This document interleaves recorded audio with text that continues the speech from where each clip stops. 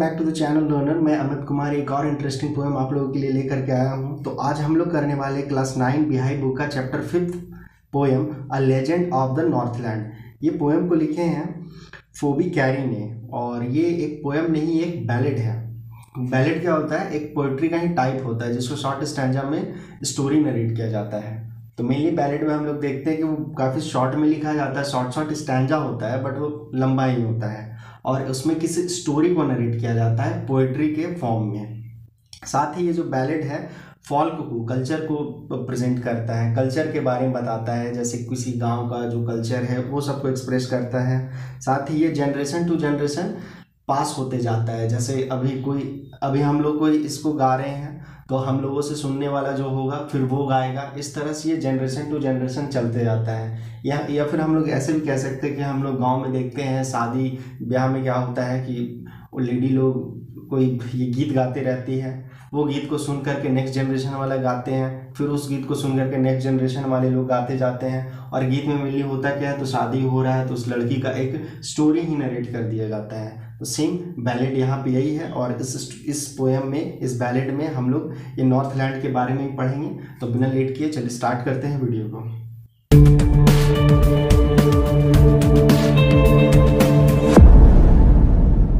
तो इस पोएम को एक सेंट पीटर नरेट कर रहे हैं जो एक ओल्ड लेडी से उसके लालचीपन के कारण काफ़ी नाराज हैं। पोएम का लाइन है, away away in the north land where the hour of the day are few and the night are so long in winter that they can not sleep through.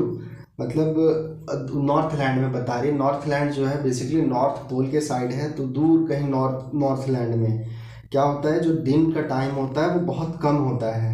And the night are so long in winter, और winter के मौसम में रातें काफ़ी लंबी होती है। तो जैसे अभी भी ठंड का टाइम में देखते हैं कि रात काफ़ी लंबी होती है।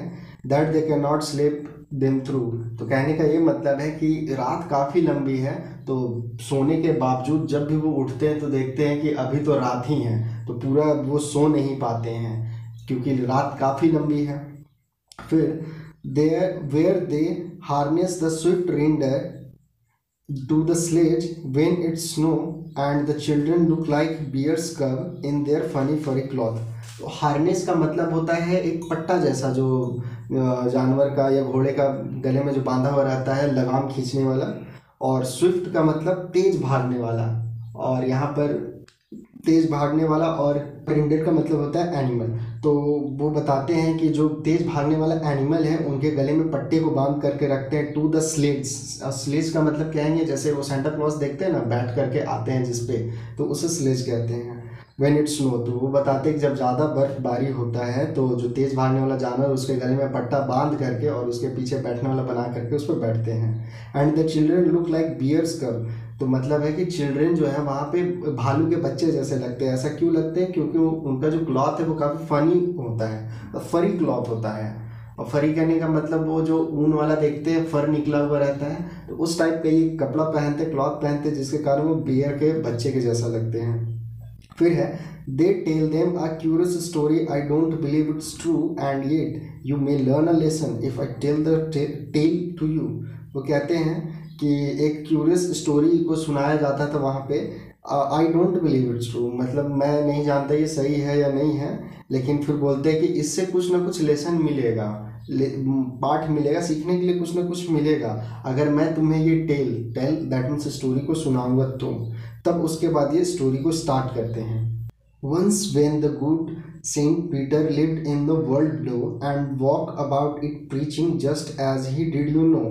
तो बोलते हैं कि वहाँ पे जो एक बहुत अच्छे सेंट थे, क्रिश्चियन सेंट थे, सेंट पीटर, वो वहाँ पे घूमते रहते हैं। दैट मीन्स कि lived in the world below, that means वहीं रहते हैं। तो वहाँ से एंड वॉक अबाउट इट, अपने वहाँ से वो टहलते रहते हैं। एंड प्रीचिंग का मतलब होता है उपदेश देना, एक तरह से ज्ञान का बात बतलाना, उपदेश देना। तो ये क्रिश्चियनिटी का ज्ञान का बात बतलाते हैं।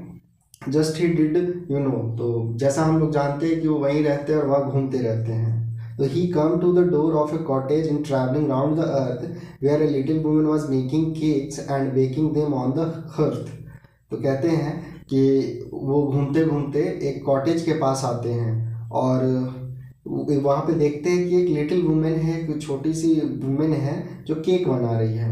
और वो जो अपना केक बना रही है वो हर्थ, दैट मीन्स कि जहाँ पे केक बनता है उस जगह पे ज़मीन पे रख करके, fire place, hearth that means a fire place, वहाँ पे वो केक बना रही है। उसके बाद क्या होता है, and being faint was with fasting for the day was almost done, he asked her from her store for of cake to give him a single one. तो फेंट का मतलब बेहोश होना होता है, तो यहाँ पे कहेंगे कि फेंट विद फास्टिंग, और फास्टिंग मतलब उपवास रखना, सहना। तो ये पूरा दिन भर उपवास रखे हुए थे। तो ये उस जो लेडी है लिटिल वुमेन से कहते हैं कि तुम अपने दुकान में से कोई एक केक मुझे दे दो। So she made a very little cake, but as it baking lay, so look at it, and though it seems too large to give away। तो वो ओल्ड लेडी जो थी एक बहुत छोटा सा केक बनाती है, और बनाने के बाद सोचती है कि ये केक गिव अवे किसी को देने के लिए काफ़ी बड़ा है। So therefore she needed another and still a smaller one, but it looked when she turned it over as large as the first had done। तो उसके बाद क्या करती है ये ओल्ड लेडी, एक छोटा सा डो लेती है, जो मतलब लोइया लेती है, छोटा सा आटा जो गूंदा हुआ रहता है उसका छोटा सा लोई लेती है, फिर उसके बाद उससे बनाती है। जब उसको बना बेलती है तो देखती है कि ये तो पहले वाला से भी काफ़ी बड़ा है। उसके बाद क्या होता है कि then she took a tiny scrap of dough and rolled it flat and baked it thin as a wafer, but she could not part with that। तो क्या करती है वो, उसके बाद वो और छोटा एकदम डो लेती है, फिर उसको बेलते जाती है, बेलते जाती, बेल बेल करके पूरा पतला कर देती है, एक वेफर के जैसा है। तो वेफर एक खाने वाला चीज़ होता है तो काफ़ी पतला होता है, तो उसके जैसा पतला कर देती है। उसके बाद भी सोचती है कि कुड नॉट पार्ट दैट, कि मतलब ये भी काफ़ी बड़ा है, इसका पार्ट को शेयर करना मतलब काफ़ी बड़ा पार्ट है। उसके बाद for she said, my cake that seems too small when I ate of them myself and yet too large to give away, so she put them on the shelf। फिर वो कहती है कि मेरा केक जब मैं बनाती हूँ और मैं जब खाती हूँ तो मुझे वो छोटा लगता है, लेकिन मैं किसी और के लिए जब देने के लिए ये बना रही हूँ तो ये मुझे बड़ा लग रहा है, और उसको फिर साइड में रख देती है। उसके बाद then good Saint Peter grew angry, for he was hungry and faint, and surely such a woman weak enough to provoke a saint। तो उसके बाद क्या होता है, ये सेंट पीटर जो है बहुत नाराज़ हो जाते हैं, बहुत गुस्सा हो जाते हैं, क्योंकि एक तो वो भूख से एकदम सा लग रहा था कि वो बेहोश हो जाएंगे, और ये लेडी का जो थाउट है, मतलब जो ग्रीडी है, लालचीपन है, उसको देख करके काफ़ी नाराज़ हो जाते हैं। तो कहते हैं and he said, you are far too selfish to devil in a human form, to have both food and shelter and fire to keep you warm। तो वो सेम कहते हैं कि तुम बहुत सेल्फिश हो, तुम मतलब ह्यूमन हो ही नहीं, तुम ह्यूमन रहने लायक नहीं हो। तो बोथ फूड फॉर, तुम्हें मतलब फूड मिला है, तुम्हें रहने के लिए जगह मिला है, तुम्हें गर्म रखने के लिए आग भी मिला है, लेकिन फिर भी तुम बहुत सेल्फिश हो। Now you shall build as the bird do, and shall get your scanty food by boring and boring and boring all the day in the hard dry wood। वो एक तरह से अब इस ओल्ड लेडी को श्राप देते हैं कि तुम भी एक पंछी के जैसा जाओ, जैसे बर्ड अपना चुन चुन के दाना चुनती है, घर बनाती है, उस तरह तुम भी पंछी के जैसे हो जाओगी। तुम शैल get your scanty food, scanty मतलब बहुत कम, एकदम जैसे पंछी लोग को दिन भर मेहनत करने के बाद थोड़ा फूड मिल पाता है, उसी तरह तुम्हें भी बहुत कम फूड मिलेगा। By boring and boring and boring, तो यहाँ बोरिंग का मतलब बोर होना नहीं है, जैसे बोरिंग करते हैं ना पानी निकालने के लिए, बोरिंग मतलब गड्ढा करना, तो उसी तरह से तुमको भी दिन भर बोरिंग करना होगा, all day in a hard dry would. तो जंगल में जा कर के तुमको लकड़ी पे छेद कर करके तुम्हें खाना निकालना होगा। कहने में जैसे वो जो उटपिकर होता है वो लकड़ी में खोद खोद करके अपना नेस्ट बनाता है, उसी तरह तुम्हें भी मेहनत करना पड़ेगा, और बहुत मेहनत करने के बावजूद तुमको थोड़ा मोड़ा ही मिलेगा। Then up she went through a chimney, never speaking a word, and out of the top flew a woodpecker, for she was changed to a bird। अब जब सेंट है जो कि कर्स देते हैं इस ओल्ड लेडी को, तो ये ओल्ड लेडी चिमनी के पास जाती है, नेवर स्पीकिंग अ वर्ड, कोई एक शब्द भी नहीं बोलती है, and out of the top flew woodpecker, और टॉप पे जा करके वो उड़ जाती है, वुडपीकर बन करके वो उड़ जाती है। तो ये जो कर्स दिए कि तुम वुडपीकर बन जाओगी, तो ये रियली में वुडपीकर बन जाती है। उसके बाद she had a scarlet cap on her head and that was left the same but all the rest of her cloth were burn black as a coal in the flame.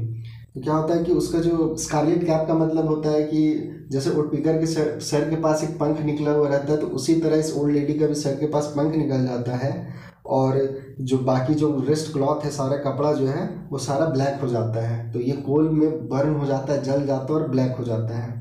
उसके बाद and every country school boy had seen her in the wood where she lives in the trees till this very day boring and boring for food.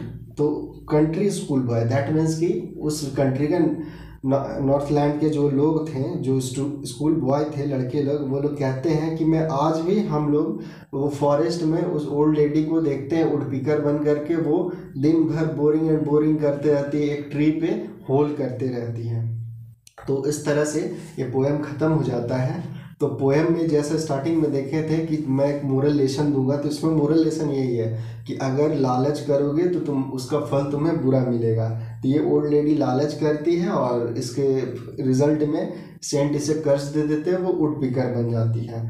तो बच्चे लोग जैसे कहें कि हाँ मैंने उस ओल्ड लेडी को अभी देखा है, तो इसी टाइप में क्या होता था कि हम लोग की दादी नानी ये सब स्टोरी सुनाती थी, एकदम पुराना टाइप का, कि तुम गलत करोगे तो तुम्हें ऐसा बन जाओगे, ये हो जाओगे। तो सेम यहाँ पे इसी टाइप का एक स्टोरी सुनाया जा रहा है। तो आई होप ये पोएम सबको अच्छा लगा हो। अगर अच्छा लगा हो तो वीडियो को लाइक ज़रूर करें और शेयर भी कर दें।